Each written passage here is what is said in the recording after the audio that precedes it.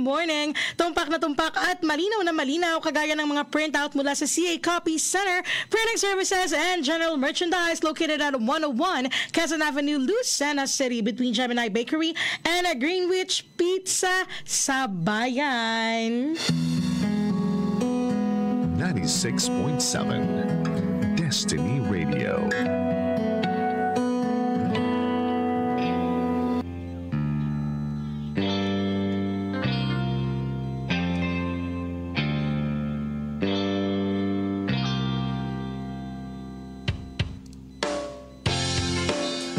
DZDG 96.7. Kasama nyo na naman ang nag-iisa ninyong Bebe Loves in the Morning, your one and only Greta. Dito pa rin yan sa programang palaging nagpapaalala sa inyo na kung meron man kayong mga pinagdadaanan, huwag nyo nang tambayan. Daanan nyo na lang yan at pag-usapan natin yan dito lamang sa Dibdiban na. Yes, dibdiban na naman. Pag-uusapan na naman natin yung mga bagay na nagpapasikip, nagpapabigat ng inyong mga dibdib, nagpapahirap sa inyong matulog at huminga. Oh, diba? Kailangan ma-let out natin yan, ma-let go. Alam mo yun, malaking bagay kasi yung napag-uusapan yung mga ganyang bagay. Malaking ginhawa yan sa ating kalooban, diba? Lalong-lalo na yung mga bagay na hindi mo masabi-sabi kahit kanino. Idulog mo yan dito dahil baka kami matulungan ka namin ng bonggang-bongga. Diba? At syempre kung nais mong ma-feature namin ang iyong kwento, pwede kang mag-text sa ating official text line 0929216810. Again, that's 092921681000. Syempre live din tayo ngayon sa ating official Facebook page. Hanapin mo lamang DZDG Destiny Radio. Again, that's DZDG Destiny Radio. At kung nais mo namang mapakinggan ang ating huntahan, lalong-lalo na ang hanay ng magagandang musika na hatid sa inyo ng ating himpilan, pero wala kayong radyo, paglabas nyo ng inyong mga tahanan, pwede mo kaming puntahan sa aming official website, www.dzdg967fm.com. Again, that's www.dzdg967fm.com. Lahat yan available para sa inyong convenience, kaya naman tutok na maghapon magdamag. Dito lamang yan sa DZDG 96.7. At kagaya nga ng araw-araw nating dibdiban, meron tayong didibdibin maya-maya lamang. Pero mamaya na. Ayan, ilang minuto muna bago natin basahin ang ating featured letter of the day. In the meantime, ipagpatuloy niyo muna ang pakikinig ng magagandang musika na hatid sa inyo ng ating himpilan. Yan, pagpatuloy niyo muna at sa aking pagbabalik, babasahin natin ang kwento na ating i-feature ngayon. In the meantime, makinig tayo ng mga awitin dito sa Double Shot. Songs from Depeche Mode. 4-hour Double Shot. Oras po natin, 11:50 in the morning. Ang time check na yan, hatid sa inyo ng Mota Valley Dental Group located at 2nd floor Isabang Town Center, Barangay Isabang, Tayabas City. Destiny Radio 96.7.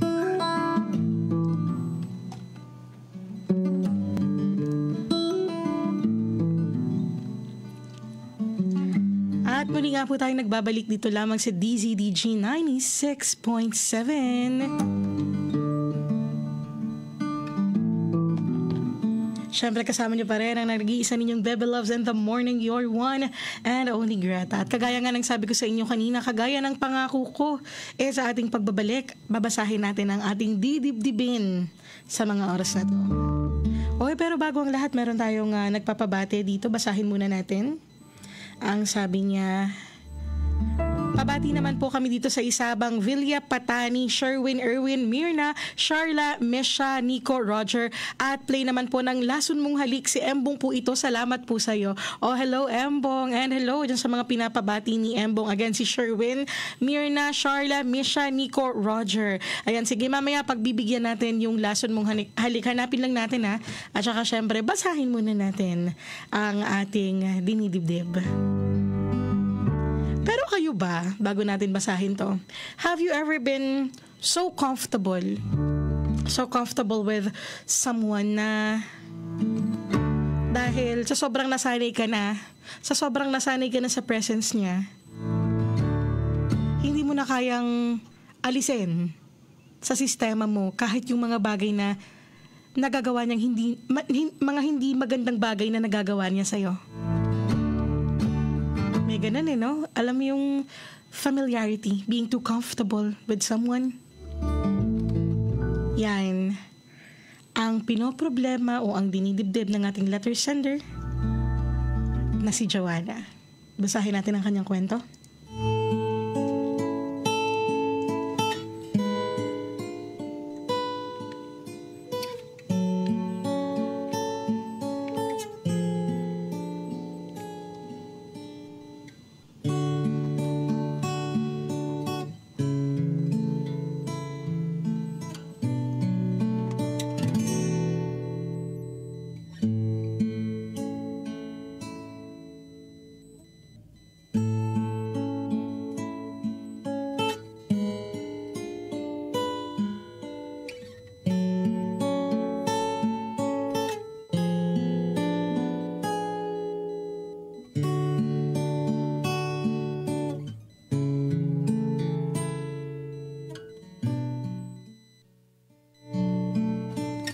Dear DJ Greta,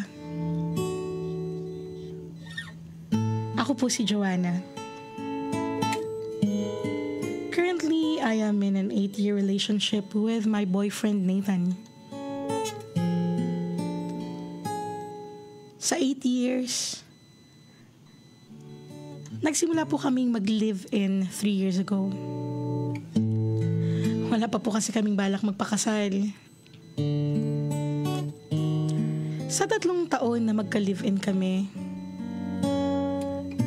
punong-puno lang ng away at mga yan. Pati nga maliliit na bagay, pinagtatalunan na namin. Ganun pa man. Alam ko sa sarili ko na mahal ko siya. Naiisip ko nga po na toxic na, pero hanggang ngayon, wala pang makapagsabi sa amin ng break na tayo, maghiwalay na tayo.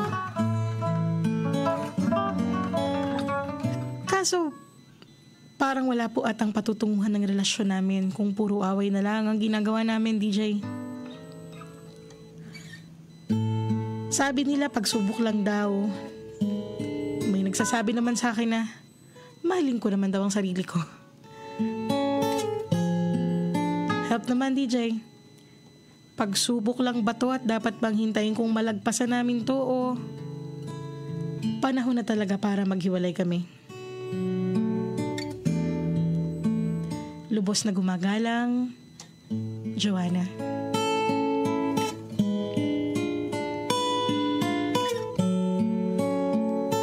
At yan nga ang kwento ng ating letter sender na si Joanna. Yan sa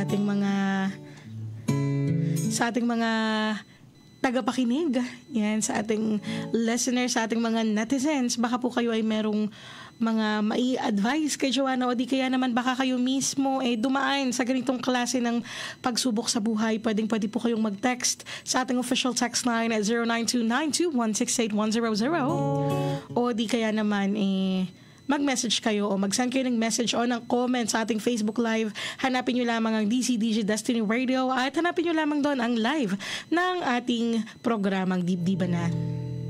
Magbe-break time muna tayo ng kauntian. Sa ating pagbabalik, pag-uusapan natin at ating himay-himayin itong dinidibdib ni Joanna. In the meantime, here is Love is a Battlefield.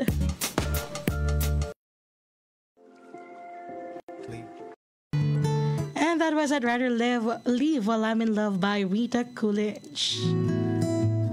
Yan, di ba? Sakit nung kanta, no? Ang ganda na ang sakit nung kanta. Parang sinasabi niya doon na hanggat may magagandang memories pa, hanggat hindi pa nauubos yung mga magagandang bagay, hanggat hindi pa nababaliwala yung mga magagandang bagay na pinagsamahan natin, I'd rather leave while I'm in love. Di ba?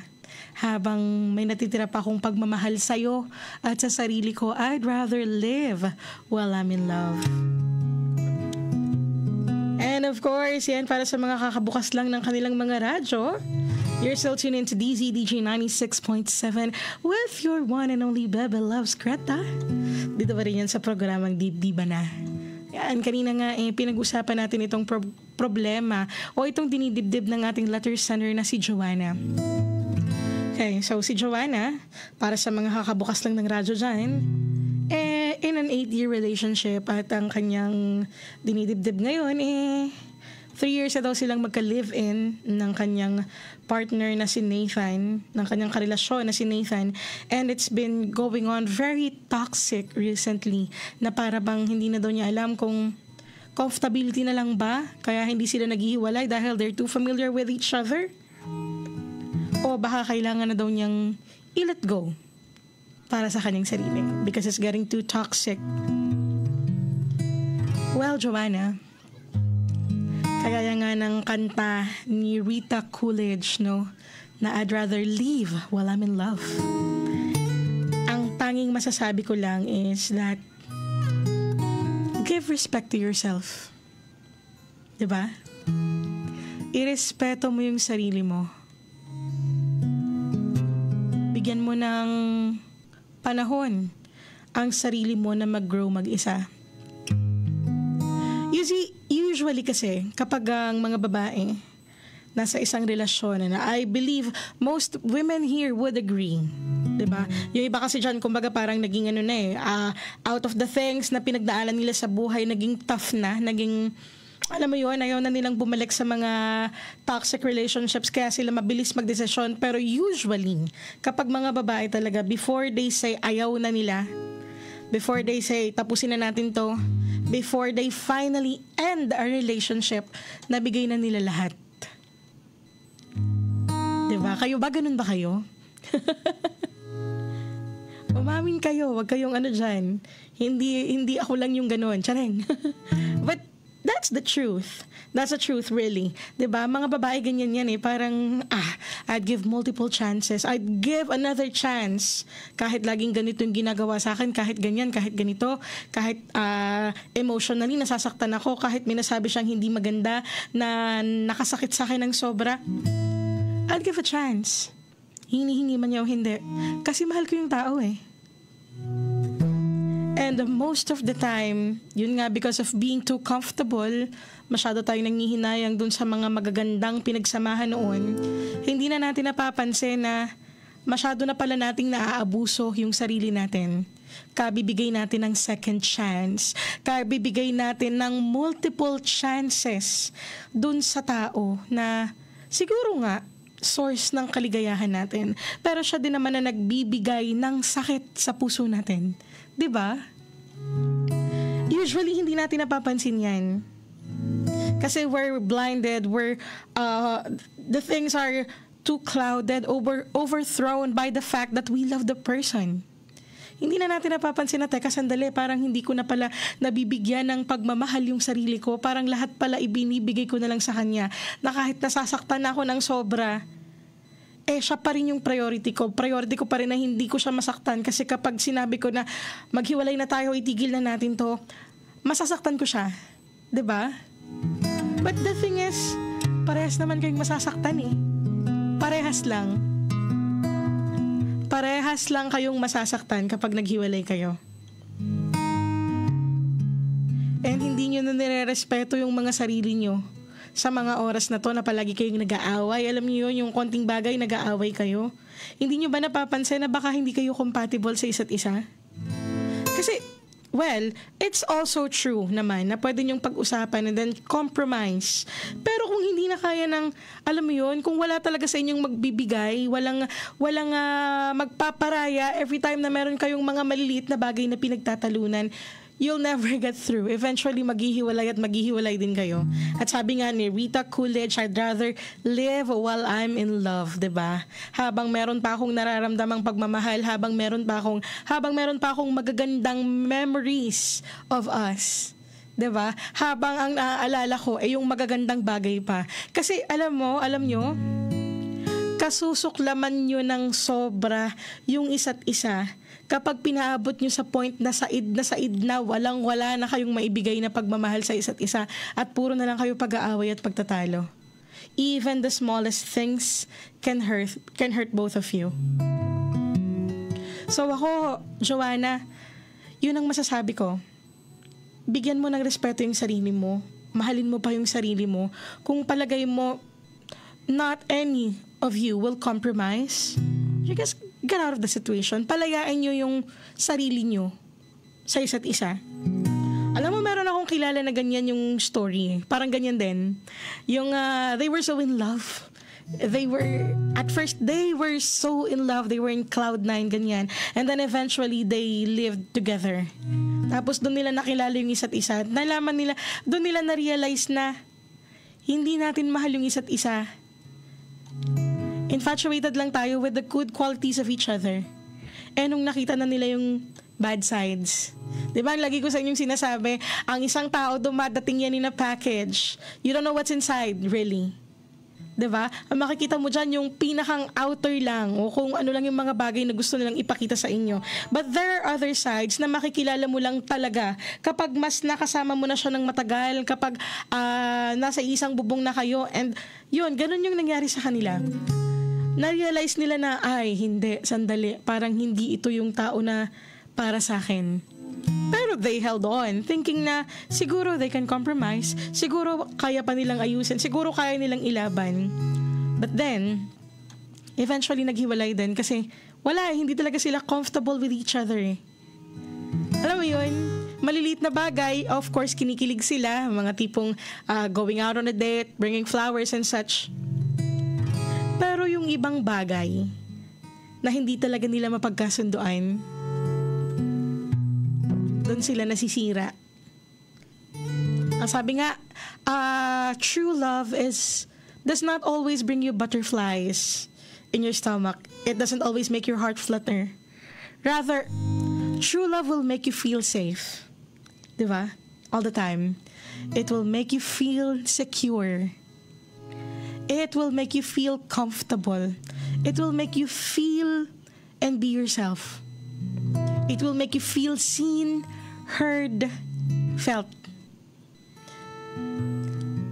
Kung puro butterflies ang nadadala sa'yo ng sinasabi mong love, pero pagdating naman ng mga pagkakataon na uncomfortable na, nararamdaman mo na mag-isa ka na, my dear, that's not love. That's infatuation. That's probably just admiration. Diba? So, try to rethink and try to give more respect to yourself. Mahalin mo pa yung sarili mo. Siguro, iniisip mo ngayon, kasi nga 8 years na kayo together, iniisip mo siguro, wala na akong mahahanap na magmamahal sa akin. Wala na akong mahahanap na para sa akin talaga. Baka dahil sa 8 years na napatapon, wala nang, hindi ko na mahanap yung talagang para sa akin. So be it. Hindi naman talaga hindi dadating. Baka kailangan mo lang i-reinvent yung sarili mo sa mga oras na to. Kailangan mo lang mas kilalanin pa yung sarili mo. Kailangan nyo lang mas kilalanin pa yung sarili nyo, mas mahalin pa, mas bigyan pa ng focus, i-improve pa para pagdating ng tamang tao na para sa inyo, kaya nyo lang mag-compromise. So yun lang naman talaga ang gusto kong sabihin, Joanna. If any of you can't and will not compromise with one another, edi leave while you're still in love. Habang may memories pa na magaganda. And it's already 12:18 in the afternoon. Ayan, dinibdib. Meron na naman tayong isang masakit na dinibdib ngayon. Diba? Kailangan na naman nating pansamantalang maghiwa-hiwalay. Ayan, Joanna, sana natulungan kita sa iyong dinidibdib at sa mga kagaya ni Joanna na ganito yung pinagdadaanan. Sana naman naging enlightening ang araw na to, ang pakikinig nyo dito sa Dibdiban Na. And of course, baka meron kayong mga dinidibdib dyan na gusto nyong idulog. Pwede. Baka kami na hinihintay yung solusyon dyan sa matagal nyo ng pinoproblema. I-text niyo yan lagi sa ating text line o di kaya naman i-send sa ating official Facebook page. In the meantime, magpapaalam na muna tayo. At syempre, samahan niyo po ulit ako next week. Dito lamang sa programa na palaging nagpapaalala sa inyo na kung meron man kayong mga pinagdadaanan ay huwag niyo nang tambayan. Daanan nyo na lang yan at pag-usapan natin yan dito lamang sa programang Dibdiba Na. This has been again your one and only Greta, and I'll see you again next week. Same time, same voice, same frequency, only here on DZDG 96.7. At habang kayo naghihintay sa susunod na programa, ipagpatuloy niyo ang pakikinig ng magagandang musikang hatid sa inyo ng ating himpilan. Here is Westlife with Swear It Again.